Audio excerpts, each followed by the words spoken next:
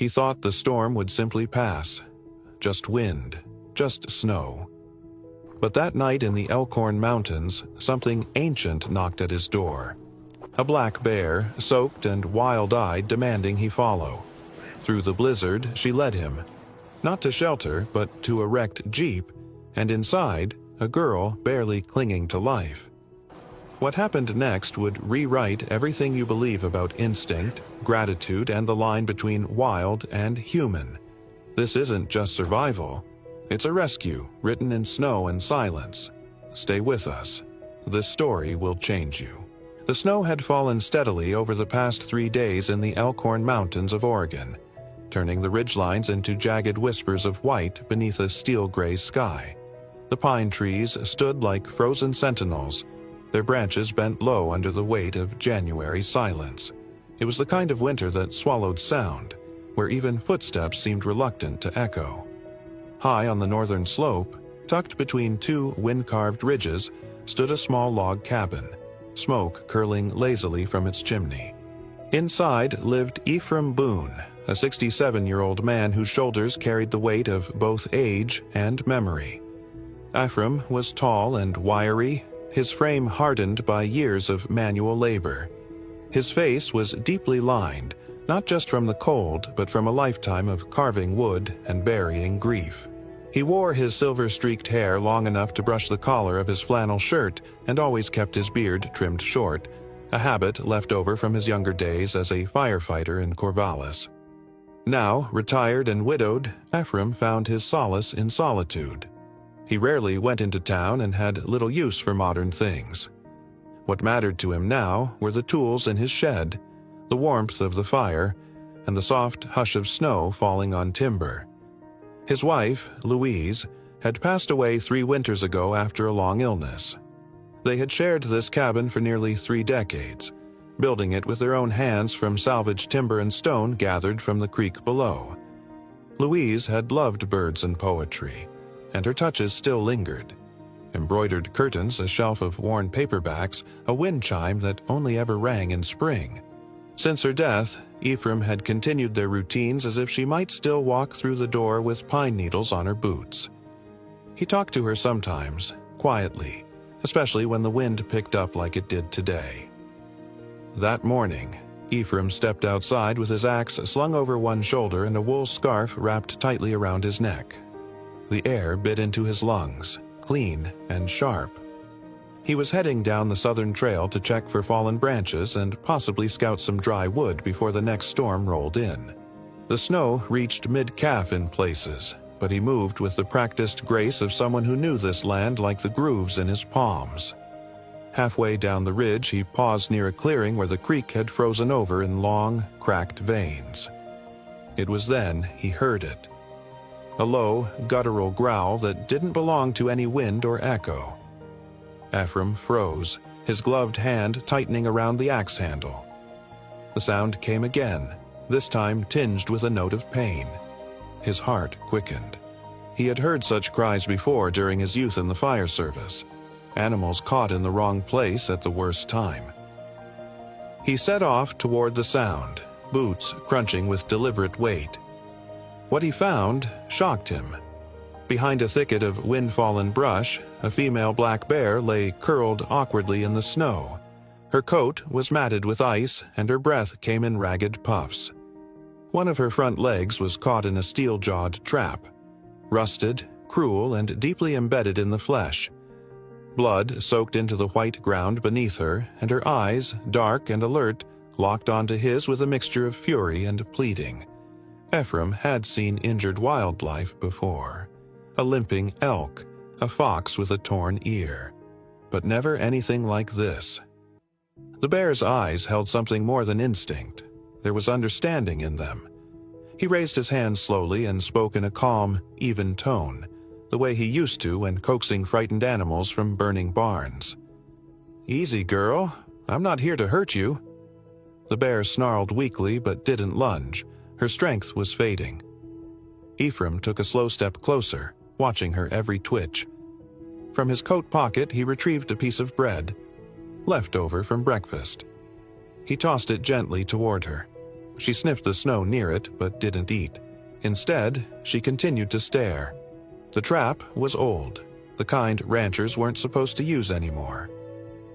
He knelt a few feet away, careful not to meet her eyes too long. Using a sturdy branch, he began prying at the jaws of the trap. It groaned under the strain, resisting every inch, until finally, with a snap, it released. The bear didn't bolt. She backed away a few paces, dragging her leg, and stood still, her breath fogging the air. Ephraim didn't move. He knew better than to chase trust. After a long moment, she turned and limped into the trees, vanishing like a dream dissolving into snow. Ephraim sat back on a stump, heart pounding, hands shaking. He looked at the spot where she had lain, at the blood-stained snow, and felt something stir inside him. A connection he hadn't known he was still capable of forming. The forest had returned to silence, but it no longer felt empty. Across the ridge to the east, Ruby Calder adjusted the position of her audio recorder on a rock near the creek's edge. At 29 years old, Ruby was a lean, quietly intense woman with thick auburn hair pulled back beneath a knit cap. Her features were delicate but tired, with dark eyes that spoke of long days and longer nights. A former wildlife photographer, she had returned to Oregon after a near-fatal car accident in Arizona left her dominant hand with limited movement. Unable to hold a camera steadily, she'd shifted to sound recording as therapy and a way to stay connected to the natural world she loved. Ruby rented a small A-frame cabin at the edge of the state reserve for the winter, far enough to be alone, close enough in case something went wrong. Most days, she wandered the forest with her recorder, capturing birdsong, coyote howls, and the crackle of branches. That morning, as she played back the previous evening's files, a strange sound emerged. Deep, resonant, distressed. A growl, then something like metal grinding and a human voice speaking softly. She replayed it 3 times, her heart thudding. She didn't know yet that it was the moment Ephraim Boone freed a bear from a trap. But the sound clung to her, like a thread begging to be followed. The wind had softened in the Elkhorn Mountains, but the cold still held fast to the valley like a stubborn memory. A thin crust of ice covered the snow from the previous week, turning every step into a brittle crackle beneath the boot. In the low light of early morning, Ephraim Boone stood at the edge of a trail he'd walked for 30 years, a modest paper bag in one hand. Inside, 2 apples, a few thick slices of bread wrapped in wax paper, and a strip of salted venison. He knelt near a tree marked by long claw scratches. Fresh, maybe 3 days old, and laid the food gently against the base, covering it partially with pine boughs. It wasn't bait, it was an offering. He had not seen the bear since the day he'd freed her. No signs, no tracks near the cabin, but he couldn't stop thinking about the way her eyes had looked at him. Alert, weary, but not wild. That encounter had shifted something inside him. He'd started to speak aloud again, not just to the trees or the air, but to her. Maddie, he called her now. It felt wrong not to give her a name. Back in the cabin, the fire had burned low. Ephraim added a fresh log, then returned to his chair near the window. Outside, the forest loomed, quiet and expectant. He found himself waiting each day, not quite knowing for what. The silence in the house had grown heavier, not just from winter, but from the ache of having touched something alive, only to have it vanish again.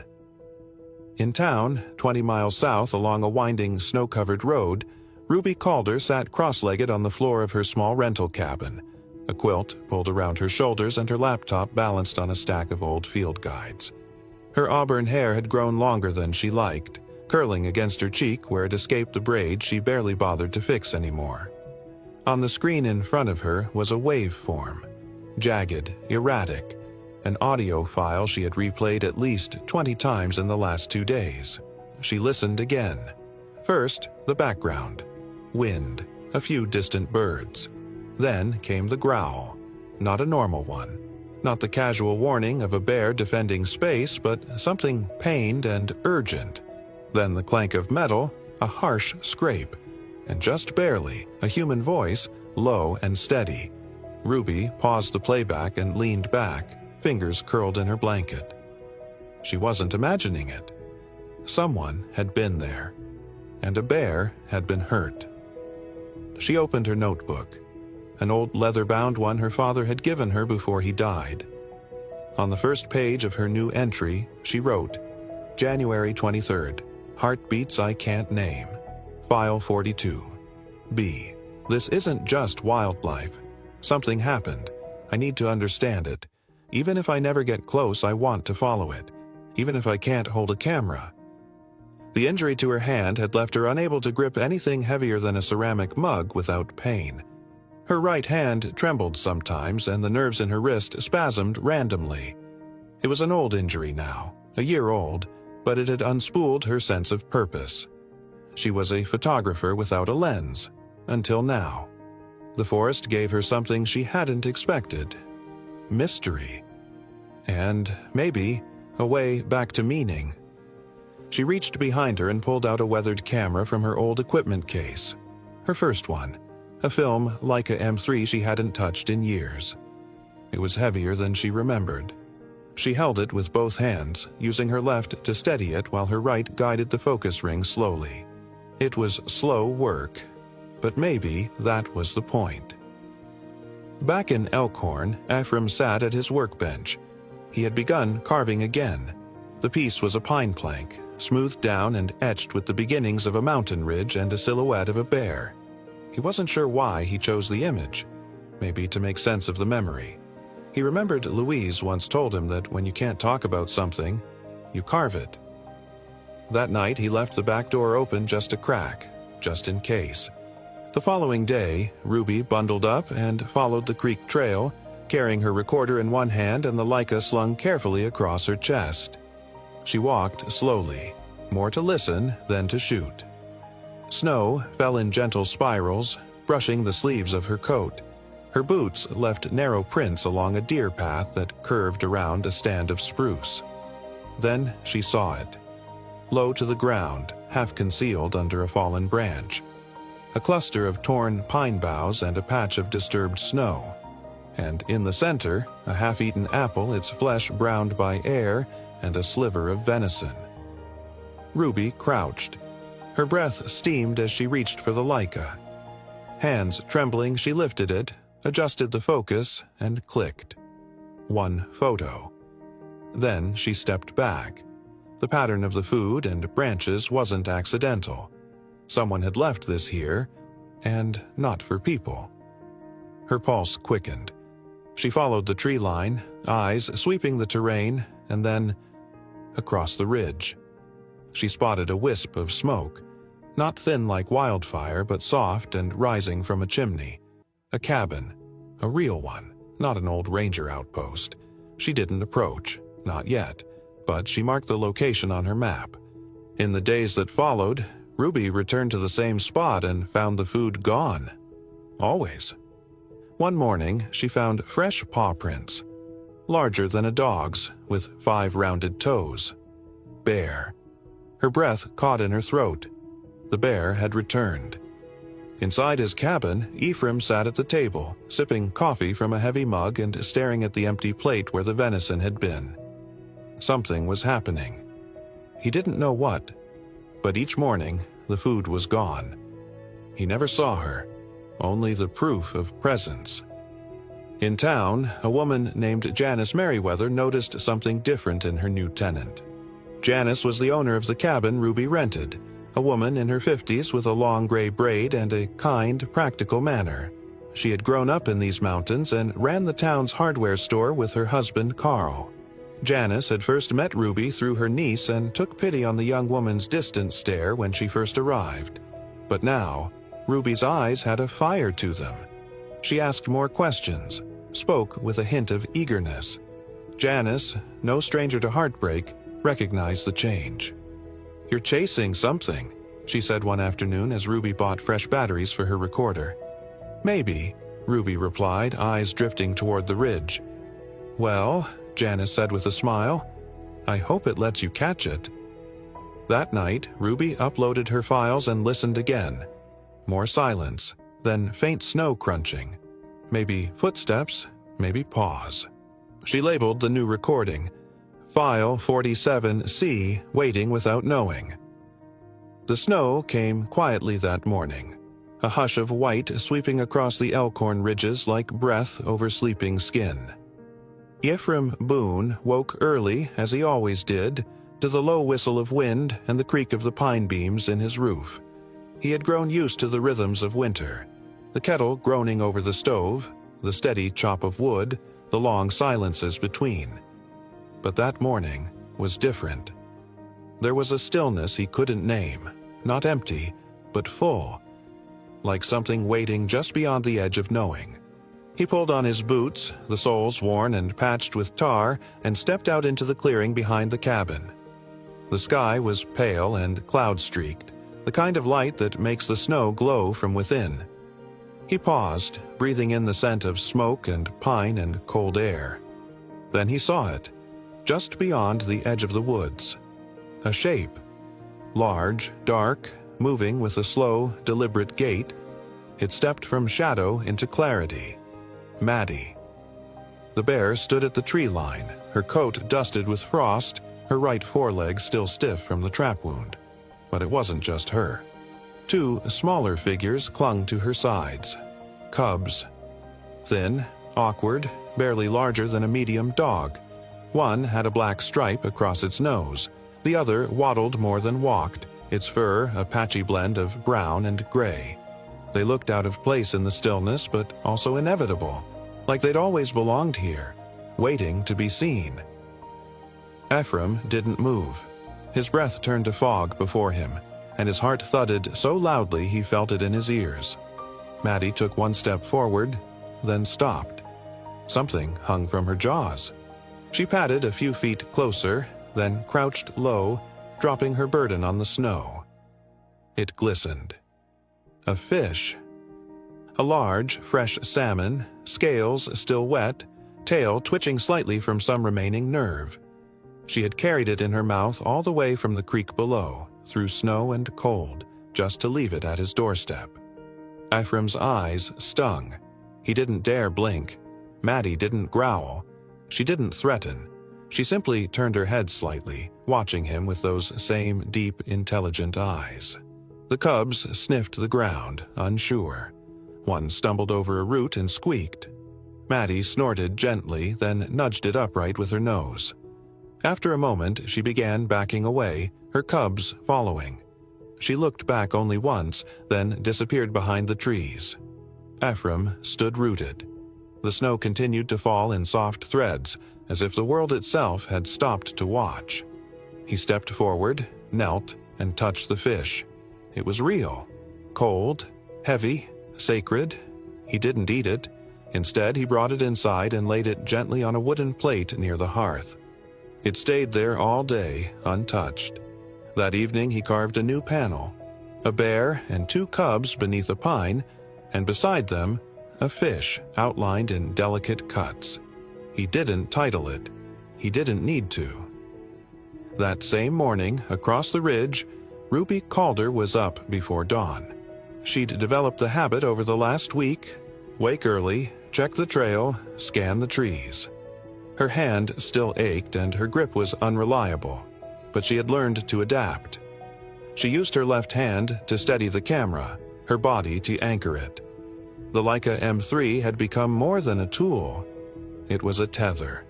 She had taken to walking along the same trail each morning, always keeping a respectful distance from the cabin. She hadn't introduced herself to the man who lived there. She didn't even know his name. But she had a growing suspicion that he was connected to the sound she had captured. The bear, the voice, the presence in the woods. So she waited, watched, and listened. That morning, she stood on a low rise above the clearing, her breath fogging her scarf. Through the branches, she saw it unfold. The bear, the cubs, the fish, the man. Ephraim, standing still as stone. The way the bear moved toward him, the way she left the fish without fear, and the way he looked at her like she was something ancient and holy. Ruby raised the Leica, her hands shaking, and snapped a single frame. She didn't shoot more. One was enough. She lowered the camera and let herself exhale. For the first time in over a year, she didn't feel broken while holding it. She felt useful, present, part of something worth recording. Back in town, Janice Merriweather sipped tea from a handmade mug and watched the snow fall through her kitchen window. Her husband, Carl, tall and soft-spoken with a belly round from years of homemade pies, read the weather report out loud. Another storm front was expected by the weekend. Janice made a note to check on Ruby, just in case the roads iced over. She worried sometimes about the girl, so young, yet walking with the eyes of someone twice her age. Ruby returned to her cabin before noon, the camera still slung across her chest like a relic. She sat at her desk and opened her journal. She didn't write much, just one line. "Today, I watched Trust." She developed the photo by hand that night. The bear, the cubs, the man in the clearing. It came through in grainy blacks and whites, but the emotion bled through the image. It wasn't perfect, but it was real. She placed it on the windowsill, facing the forest. The next morning, Ephraim stepped outside with 2 more apples and a piece of smoked trout. He left them at the edge of the trees, same place. He didn't expect anything, but something in him needed to give. Ruby, a few hundred yards away, snapped another photo, this time of him, not the bear. Still, she didn't approach. She wasn't ready, not yet, but she would be. Soon. The storm had been whispering threats all afternoon, and by dusk it roared through the Elkhorn Mountains like a freight train of wind and ice. Snow drove sideways, fierce and wild, blurring the tree lines and swallowing sound. Inside the cabin, Ephraim Boone stacked logs beside the stove, each one crackling with heat the moment it hit the flame. The temperature had plummeted, the windows fogged, the world outside transformed into a swirling white abyss. He had lived through enough Oregon winters to know this one was different. The kind that broke branches and sometimes people. He had just poured himself a cup of coffee when the first sound came. 3 sharp thumps against the door. Not the wind, not a branch. Deliberate, urgent. He paused, mug half raised. Then it came again, a low scratching, followed by a rumbling exhale that vibrated through the wood floor like a low thunder. "Maddie!" He opened the door, and the wind slammed into him with ferocity, tearing at his coat and beard. Maddie stood in the swirling snow, her coat crusted with ice, her eyes alive with something wild and focused. She didn't step forward. Instead, she turned, growled once, short, clipped, and began moving away from the cabin, her gait stiff but steady. Every few steps she looked back as if to say, "Come." Ephraim didn't hesitate. He grabbed his flashlight, his heaviest coat, and pulled on his thick gloves with practiced speed. As the blizzard howled, he stepped into the white void behind her. Maddie was no more than a shifting shadow ahead of him, her dark form nearly lost in the sheets of falling snow. He moved quickly, carefully, each step sinking deep. The wind clawed at his face, his lungs burned with the cold, but he kept going. The beam of his flashlight danced erratically through the white, only catching fleeting glimpses of her shape. The path veered sharply, dipping into a gully. Trees leaned under the weight of the snow, their branches like frozen arms trying to touch the ground. Maddie pushed through the undergrowth and then suddenly stopped. Ephraim stumbled to a halt beside her. The flashlight beam flicked downward, and his breath caught. At the bottom of a shallow ravine lay an overturned Jeep Wrangler, half buried in snow and tilted at an unnatural angle. The windshield was cracked, the passenger door half open. Steam hissed from beneath the hood, muffled by the snow. And just inside, crumpled behind the wheel, was a figure. Ruby. She was unconscious, her face pale and drawn, her lips tinged blue. Her auburn hair spilled in waves across her jacket, partially matted with ice. A long gash marked her left temple, but it wasn't bleeding heavily. Ephraim dropped to his knees, heart pounding. He reached in, unbuckled her seatbelt, and checked her pulse. It was faint, but present. He gathered her carefully, cradling her close to his chest. Her body was cold. Too cold. He wrapped his scarf around her head and neck, pulled her tight to share warmth. Maddie stood nearby, not moving, just watching. Her breath plumed in slow bursts, steady and patient, her cubs nowhere in sight. Perhaps hidden away from the storm. Ephraim didn't waste time. He adjusted Ruby's weight, shifted her higher in his arms, and began the climb back. Each step was a battle, his legs straining, knees burning, but the fire inside him kept him going. Maddie moved beside him, slow and constant, like a guardian that had never left. It took nearly an hour to get back to the cabin. By then, Ephraim's arms trembled from the effort. He kicked the door open with his boot and stumbled inside, warmth embracing them like a wave. He laid Ruby gently near the hearth, peeled off her soaked outer layers, and wrapped her in blankets. Then he lit the kettle, added logs to the fire, and crouched beside her, rubbing her hands and arms to encourage circulation. Maddie remained outside the door, her massive silhouette visible through the frosted window. She didn't ask to come in. She just stayed. Ruby stirred an hour later, her breath hitching. Her eyes fluttered open, glassy, confused, and fixed on the fire. Ephraim was kneeling beside her, holding a mug of warm water with a touch of honey. "Easy," he said gently. "You're safe." She blinked again. "Where?" "You slid off the road," he said, "in the storm." "I remember." Her voice was a whisper. "A bear." Ephraim didn't answer right away. He stood, walked to the mantel, and picked up the wooden plate where the salmon still rested, now preserved from the cold air. He carried it over, held it in front of her. Ruby's eyes widened. "I didn't catch that," Ephraim said. "She brought it." Ruby tried to sit up, and Ephraim steadied her back with one hand. Her eyes darted to the window. Maddie's form was still there, unmoving. "It was her," she whispered. "She found me." Ephraim nodded. "She brought me to you." Ruby sank back into the pillows, breath hitching with emotion. "I thought I imagined it, but it was real." He handed her the mug. "You're lucky she knew where to go." "She's wild," Ruby murmured. "Why would she—" Ephraim looked toward the window again. "Sometimes, the wild sees more than we do." She sipped the water slowly. Silence settled between them, but it wasn't the uncomfortable kind. It was the kind that hummed like a shared memory. Outside, Maddie huffed once, then turned slowly and vanished into the woods. By the time the blizzard passed, the world outside the cabin had turned into a crystal, hushed landscape. The snow piled high along the eaves, the trees bowed low like old men in prayer. The sky lightened into a pale winter blue, thin as paper, and the air carried the bite of pure cold, sharp and cleansing.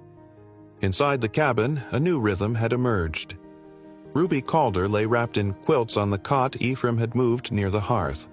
Her cheeks now carried color again, and her strength returned day by day. In the mornings, she would sit up and sip the tea he made. Always with honey, never with milk. In the evenings, they'd sit quietly as the fire cracked, not needing to speak, the silence between them no longer heavy, but familiar. Ephraim had made room for her without fuss. He'd added a second chair by the fire, cleared a corner of his workbench so she could spread out her field notes. He didn't ask how long she'd stay. Ruby didn't offer. Some answers grew in time, like roots beneath the frost. She spent her afternoons writing, sometimes staring out the window for long stretches. Her camera rested nearby. She had begun using it again, cautiously, holding it with both hands now, letting her left take the lead while her right provided balance. At first, the pictures were shaky, off-center, but gradually she found her rhythm. Her favorite photo remained the one she'd taken from the hill. The bear, the man, the fish. Maddie hadn't returned since the storm. not in the flesh. But some mornings Ephraim would find the food he left beneath the cedar tree gone, the snow around it disturbed, a single large print pressed into the ground like a signature. He never chased it. He only nodded and left more. One day, as Ruby warmed her hands on a mug of broth, Ephraim walked in from the workshed holding a small parcel wrapped in muslin.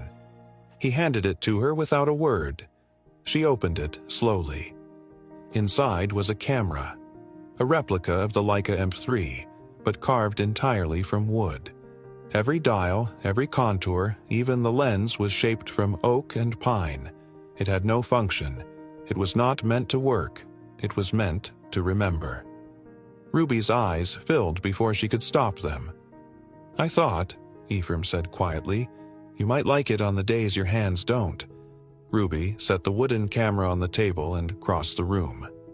She wrapped her arms around him. Not tightly, not in desperation, but in gratitude. Ephraim, for a moment, stood still as stone. Then he lifted a hand to her back and rested it there gently. They stayed like that until the tea cooled. Later that week, Ruby gathered her notes, her photographs, and a selection of audio files and drove into town. The journey was slow. Snow still clogged the road in places, but she made it. She met with Janice Merriweather at the hardware store first, showing her the photo, playing the recording she had titled "Heartbeats I Can't Name." Janice, pragmatic and grounded, listened without a word. Then she wiped her eyes with the edge of her sweater and said, "You need to share this." So Ruby did. She submitted the story, photos, audio, narrative, to the regional conservation newsletter, not expecting much. But the editors passed it along to a larger outlet, and within weeks it reached further than she'd imagined. Letters came in, emails. A journalist from Bend called asking for an interview. And eventually, someone in the town council suggested a community day, a celebration of Maddie, and of the quiet ways wild things could lead us back to each other. They called it Maddie Day, held in late February. Just as the snow began to melt into slush and the icicles wept from the eaves, the event took place in the center of town. A simple affair, no banners, just photographs pinned to boards, a looping audio recording from Ruby's files playing over a speaker. Children passed around bear-shaped cookies, and one local girl named Ellie, 9 years old, gap-toothed and fiercely curious, read a poem she'd written about a bear who saves a girl in a storm. Ruby and Ephraim stood off to the side, their presence noticed but never made central. That was how they preferred it. Maddie did not appear, but Ephraim had not expected her to. She had done what she was meant to do. She had led them out of fear, out of the blizzard, into something gentler. Weeks passed. Ruby decided not to leave. Not yet. The forest had given her back something she hadn't even realized she'd lost. A way to belong. She began documenting more deliberately. Fox tracks, melting snow formations, the sound of icicles cracking in the sun. Her hands still trembled sometimes. But the wooden camera always sat on her desk, a reminder of the story behind every frame. Ephraim returned to carving. He built a new series of panels, one for each season, each depicting a moment with Maddie and her cubs. He never sold them. They lined the cabin walls, turning the room into something more than memory, into testimony. On the first morning of March, fresh snow fell again, a quiet dusting.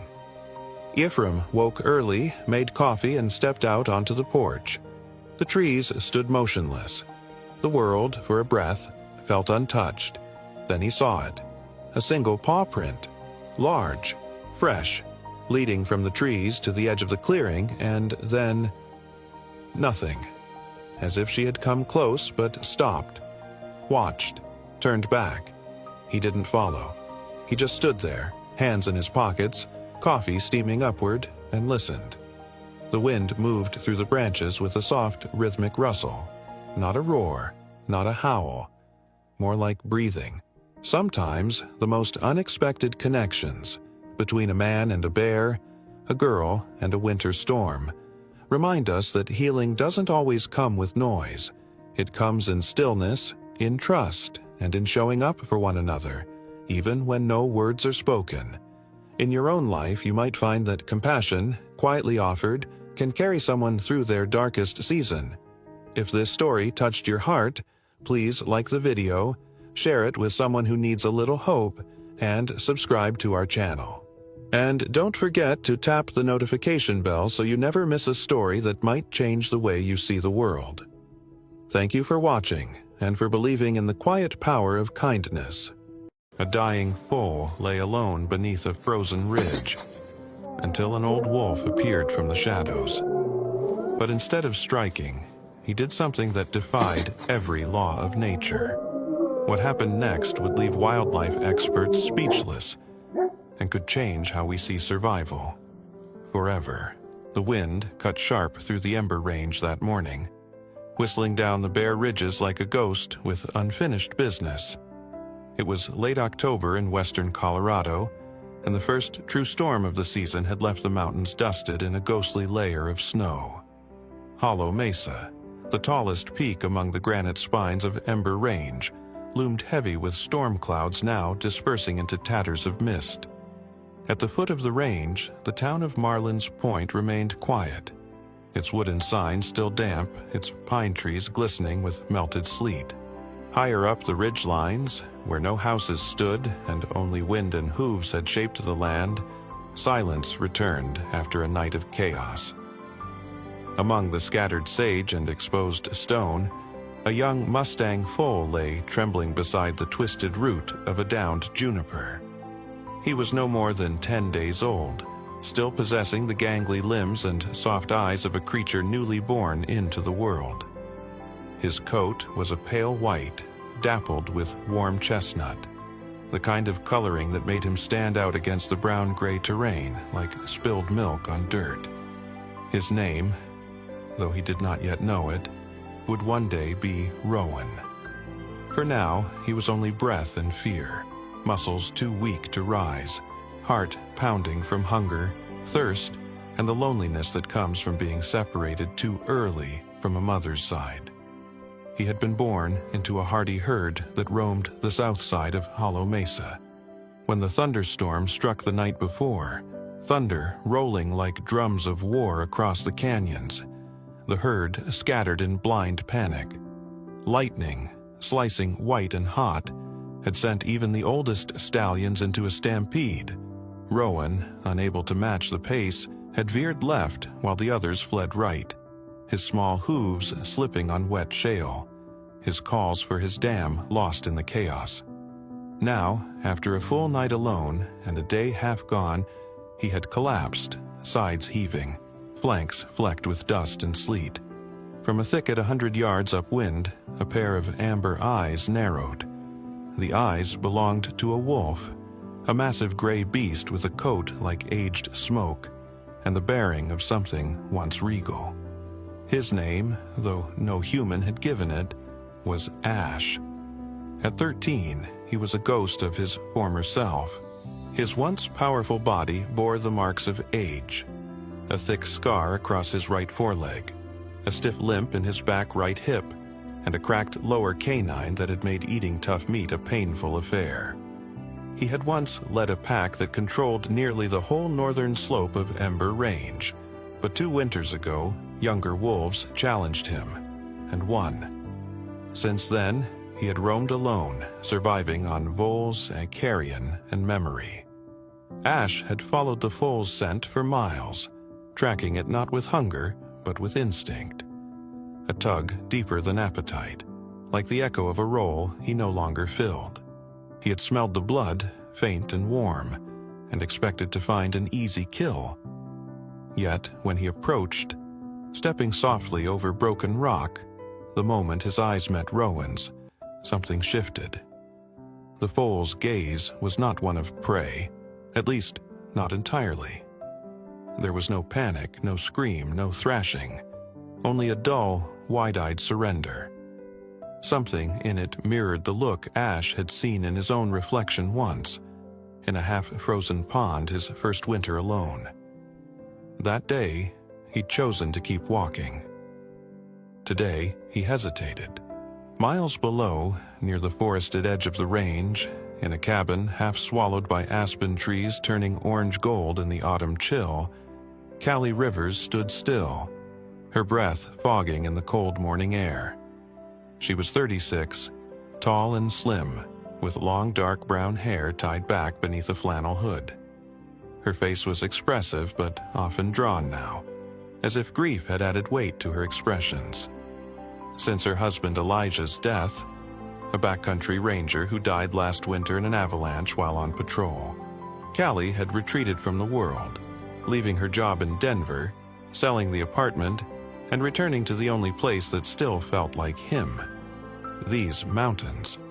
Elijah had been the storyteller of their marriage, but Callie had always captured the images. She was a professional wildlife photographer, once featured in National Geographic, but since his death, her camera had remained buried in a box under the bed. That morning, for reasons she couldn't explain, she had unpacked it. It was his camera, an old Canon DSLR with a scratched lens cap. She checked the battery, loaded a new memory card, and stepped outside, boots crunching on frost. Callie wasn't looking for anything, but the mountains had a way of offering things unbidden. Just past the clearing, at the bend where the trail sloped upward toward Hollow Mesa's east face, she spotted it, a single staggered hoofprint. It was too small for a deer, too soft-edged for an elk. Her breath caught. "Mustang," she murmured aloud. Her first instinct was disbelief. Foals this young didn't wander alone. She crouched, brushing snow aside with gloved fingers. The print was recent. She followed the trail slowly, snapping pictures for later. The signs grew more desperate, hoof prints overlapping, dragging in places. Then a splash of brown red on a broken branch. Blood. She paused, heart racing. Something was wrong, something alive, something suffering. And just over the ridge, Ash took one silent step forward. The night in Ember Range deepened slowly, like ink seeping into paper. The last glow of twilight had faded beyond Hollow Mesa, and now the cold pressed in from all directions, carried by dry mountain air and the whispers of distant creatures moving through brush and snow.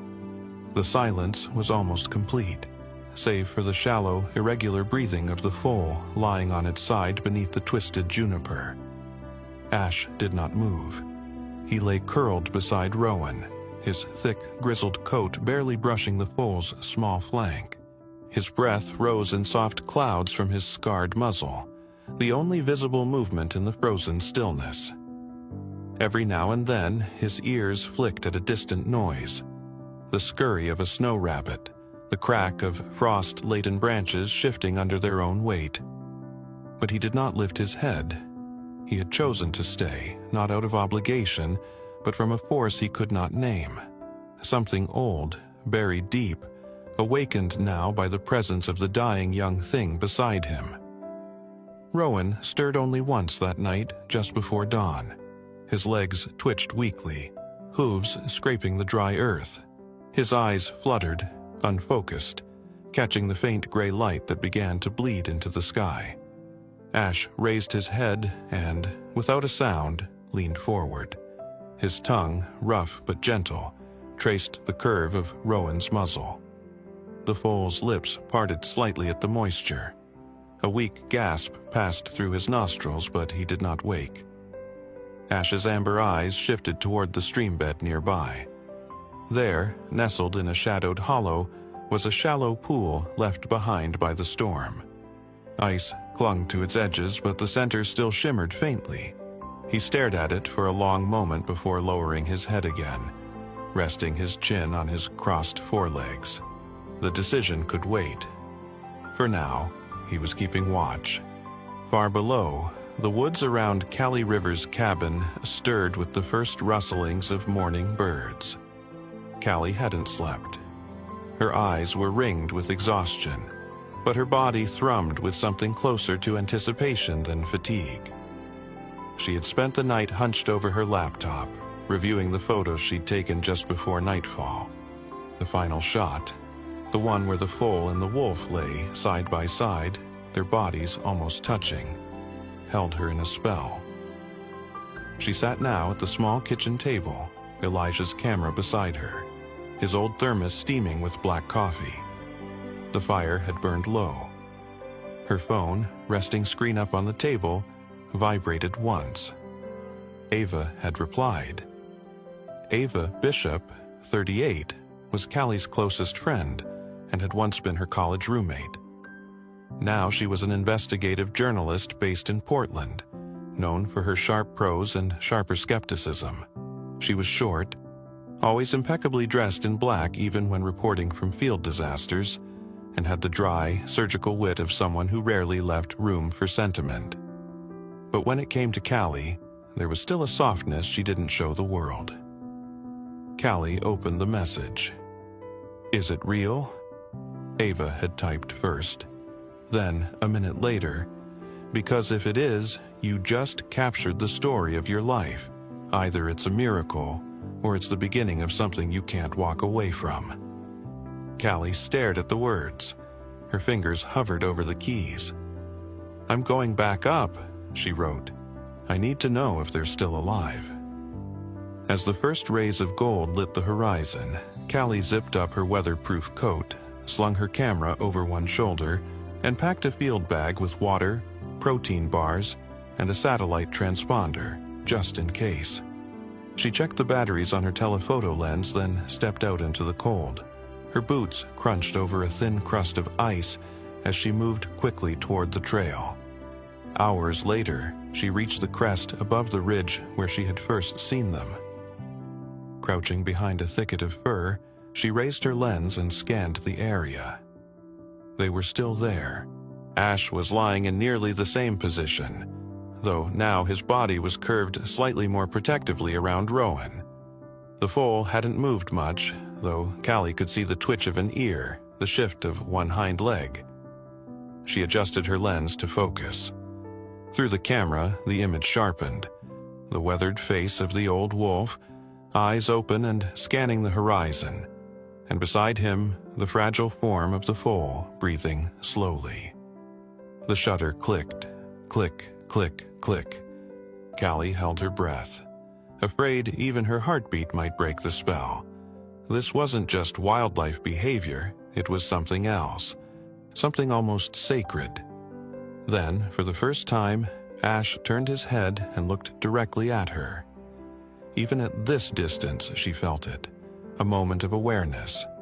His gaze held no fear, no threat, only a strange and ancient understanding. Click. She lowered the camera, hands trembling. She whispered into the quiet, "I see you."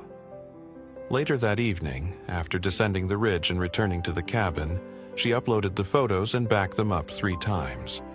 Then she called Ava. "Tell me everything," Ava said. Callie recounted it all. What she had seen, how long the foal had been there, how the wolf hadn't attacked, hadn't left. "I need to show someone," she said finally. "Someone who understands this isn't just a viral moment." Ava was quiet for a beat. Then, "Do you want me to call the Wildlife Center?" Callie shook her head. "Not yet. I want to give them one more day, just to see what happens next." Back in the mountains, night fell again.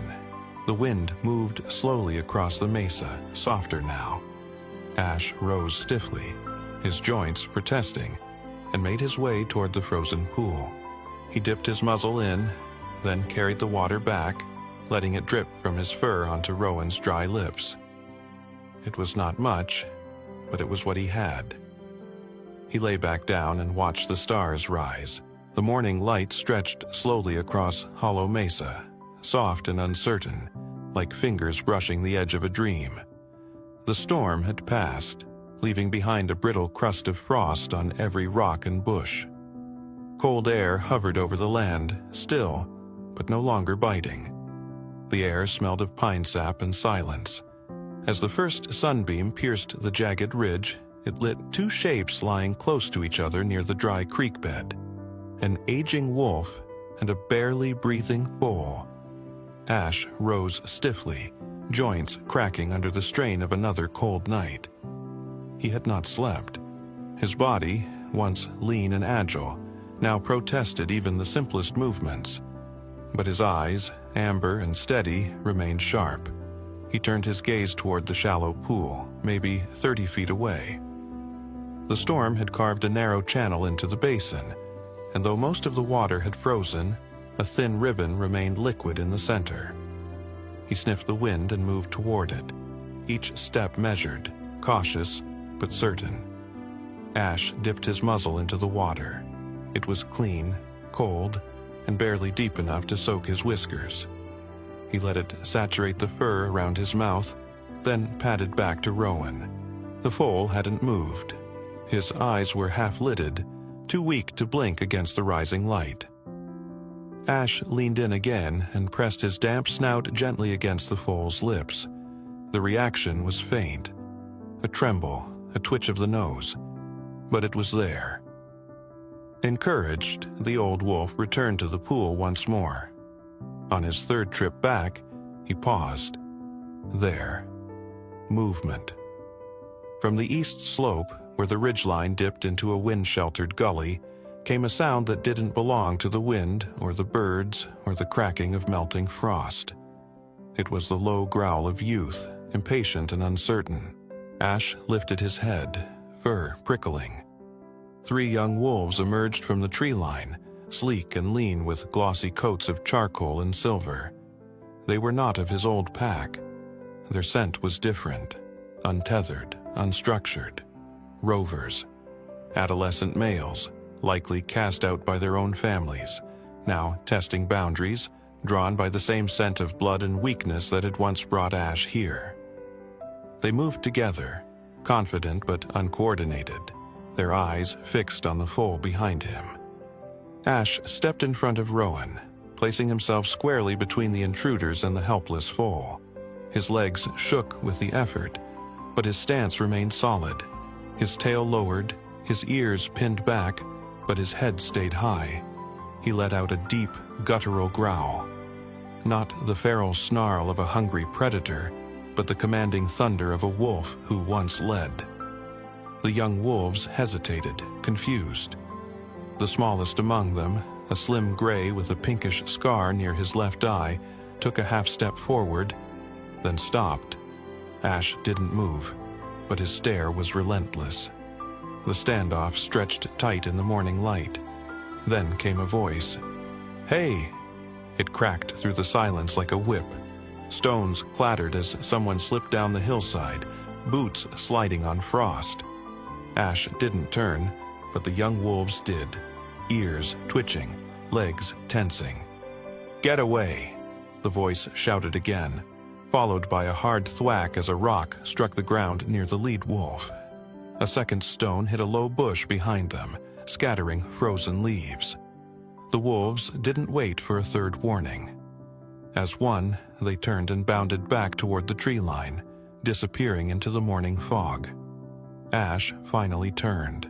At the edge of the stone gap above the creek bed stood Callie Rivers, her breath visible in the cold, her camera swinging wildly from her shoulder. She stood tall despite her exhaustion, face flushed from the run. Her hand gripped another rock, not yet thrown. Her dark eyes were wide, not with fear, but awe. "I didn't think they'd leave," she whispered to herself, lowering the stone.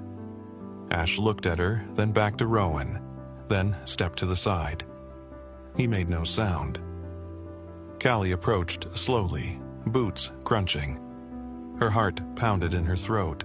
She stopped 10 feet away, lifted her camera and began to record. Her hands trembled. The light caught Ash's fur, painting it silver. The contrast between his battered form and Rowan's fragile one was too much. Callie blinked away tears as she filmed, remembering. It had been almost a year since Elijah's last patrol. A bitter morning like this one. He had come across a young deer trapped in wire its legs twisted, its sides torn open. The local predators had already begun to circle, but Elijah had gone in anyway, cut the wire, carried the fawn out on his back. "We save what we can," he had told her later, when she scolded him for risking his life. "Even if we lose some." She hadn't understood it then, not truly. But now, as she watched Ash step protectively back in front of Rowan once more, she did. She lowered the camera and sank to her knees, whispering, "You're just like him, aren't you?" From her field jacket, she pulled out her phone. One tap started a voice memo. "Day 2. Rowan is still alive. The wolf, he protected him. Stood off 3 other wolves. I intervened. They fled. I think I'm not just documenting a moment. This is something else. Something living, something I have to help protect." She paused, then added, "I'm sending this to Ava and to the Wildlife Center. I think it's time." Night fell over Hollow Mesa not with fury but with stillness. A full moon rose slowly behind the granite ridges, casting a pale silver light over the valley below, where frost clung like lace to every blade of grass, and the world seemed suspended between breaths. The shadows stretched long over the dry creek bed where Rowan lay, his breathing shallow but steady. The foal hadn't moved in hours. His ribs fluttered like moth wings beneath his skin, fragile and fading. His legs trembled even in sleep. Beside him, Ash lay motionless. The old wolf's chest rose and fell slowly, his flanks heaving with exhaustion. His head rested on his front paws, ears twitching at the distant howl of wind. He had not moved since the standoff with the younger wolves. His body was spent, his strength depleted, but his eyes, half-lidded and burning with a quiet awareness, remained fixed on the foal at his side.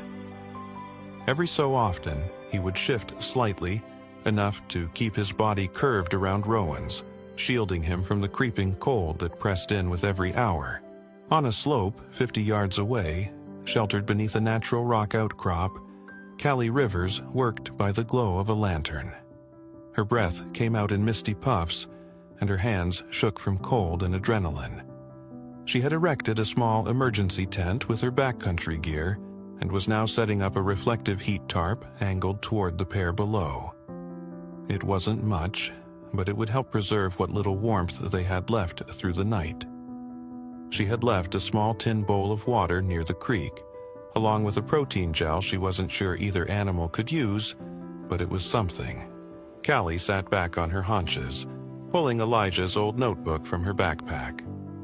It was weather-worn, the leather cover faded and creased, but the pages inside were dry. She flipped to a blank page, clicked her pen, and began to write. October 29th, Blue Moon Ridge. Elijah, if you can hear me, something is happening up here. I don't know how to explain it.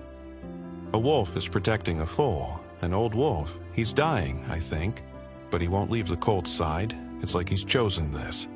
Like he's trying to keep one last promise to something, even if no one else understands it. You would have understood it. You always did.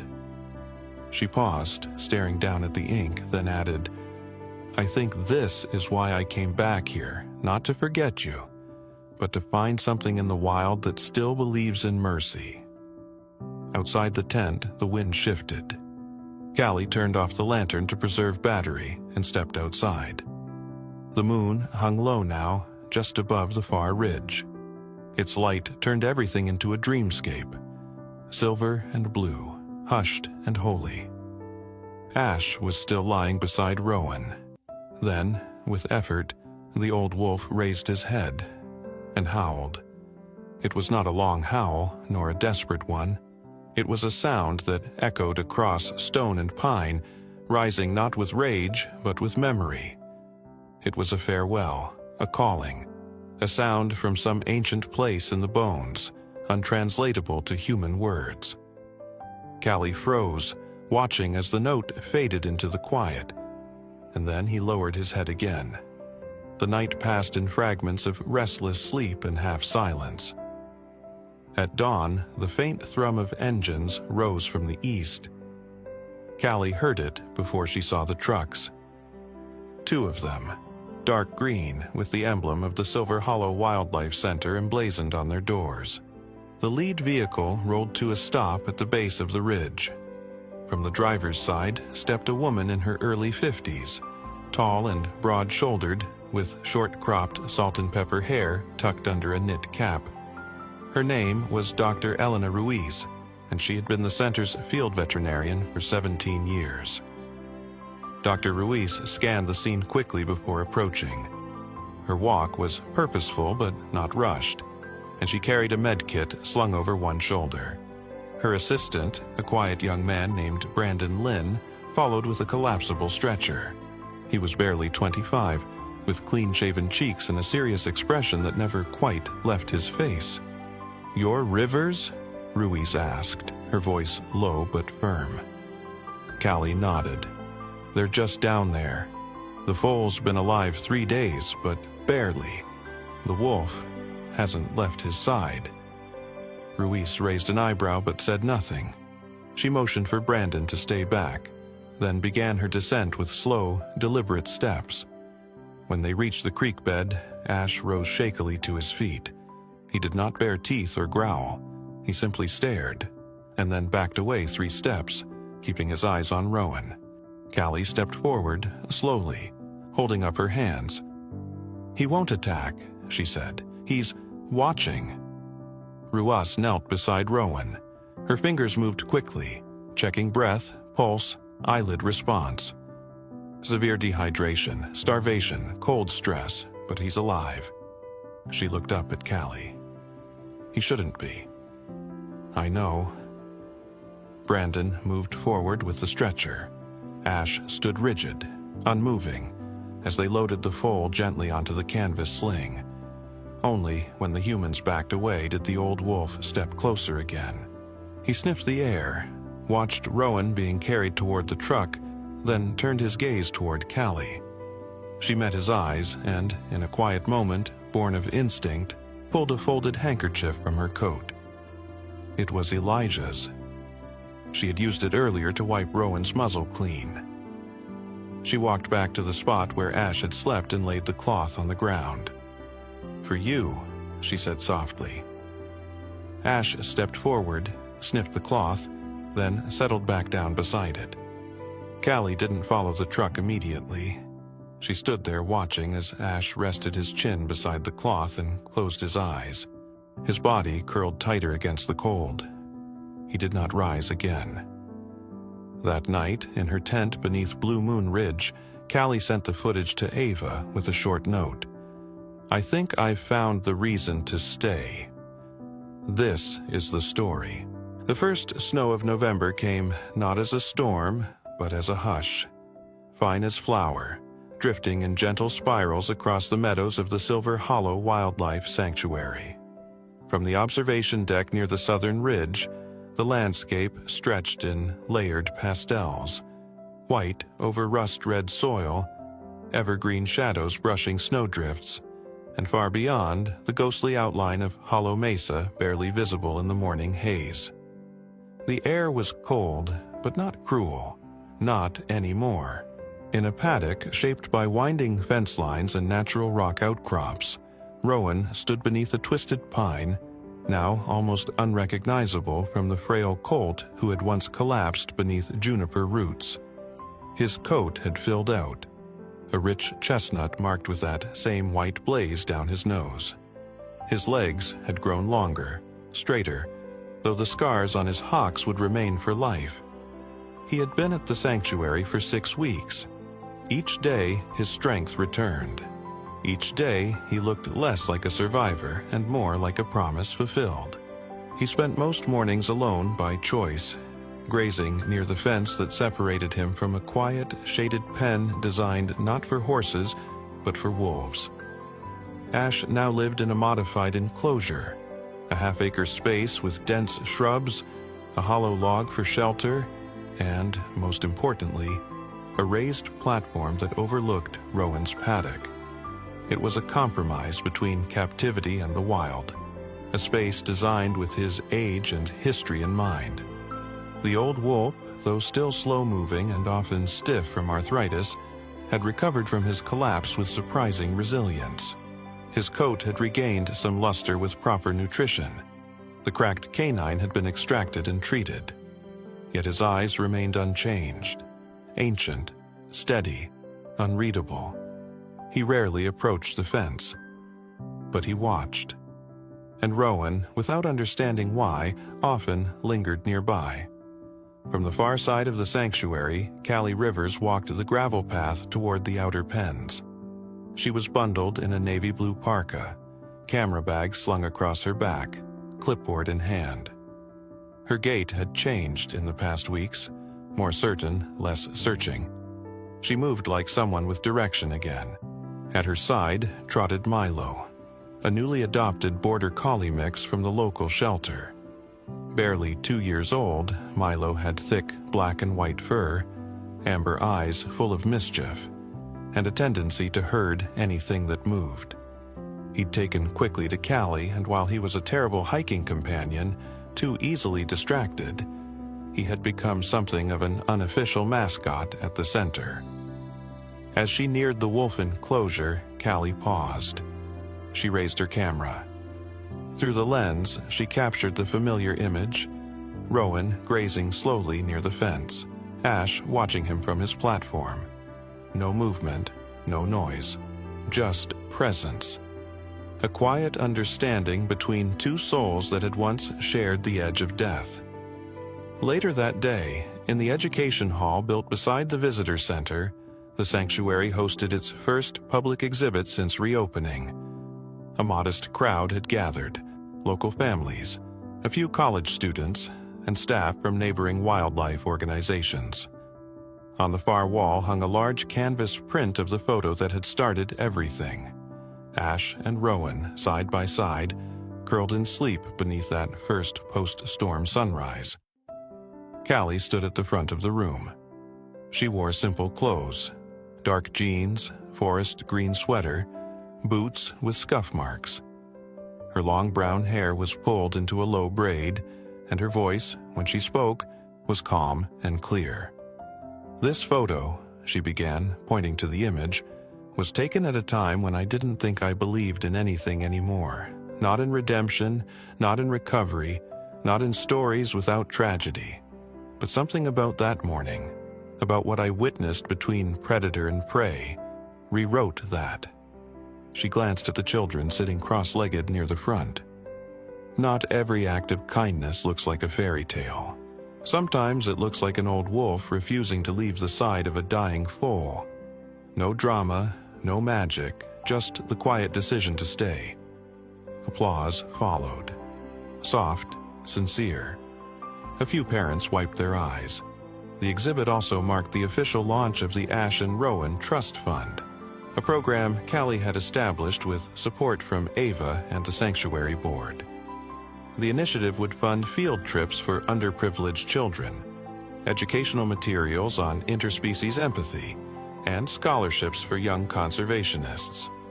Back at the paddock, dusk rolled in. The wind grew stronger, brushing the fence posts with soft whistles. Inside the barn, staff began bedding down the domestic rescues. A light snow returned. In the camera room, Jordan Miles, the sanctuary's tech coordinator, 28 years old, lanky and red-haired with a perpetual frown of concentration, reviewed footage from the overnight trail cams. Jordan had worked in wildlife monitoring for years, more at ease with thermal drones than people. He rewound one of the clips from the previous night. Something caught his attention. On screen, Rowan stirred violently in his sleep, legs kicking, ears back, breath fast. A textbook nightmare response common in young prey animals. But what followed was unexpected. From the corner of the frame, Ash appeared, having left his shelter. He walked slowly toward the fence, ears forward, posture calm. He did not howl, he did not call, he simply stood. Rowan calmed almost instantly. Jordan paused the footage, leaned back in his chair and muttered, Well, I'll be damned. He uploaded the clip to the Sanctuary archive and flagged it for Callie. That night, as snow drifted silently past the window of her cabin, Callie played the video on her laptop. She watched Ash standing under the moonlight, watching Rowan settle back into sleep. Not friends, she thought, not family, but something ancient, something true. She closed the laptop and turned to the window, where snow fell like feathers. Her voice, spoken into the dark, was soft. Not all bonds are made of blood or words. Some are made of choices, and the choice to stay is always the most powerful. Sometimes, the strongest bonds are not the ones forged by blood or words, but by the quiet decision to stay beside someone when the world turns cold. In a time where survival often seems to come at the cost of compassion, this old wolf reminded us that kindness is not weakness, and choosing empathy is never a mistake. Maybe in our own lives, we don't need to be heroes to make a difference. Maybe it's enough to be present, to protect, to stay. If this story touched your heart, please share it with someone who still believes in second chances. Leave a comment below. We'd love to hear what part moved you most. And don't forget to subscribe to our channel for more true stories that restore your faith in the quiet power of connection. Thank you for watching.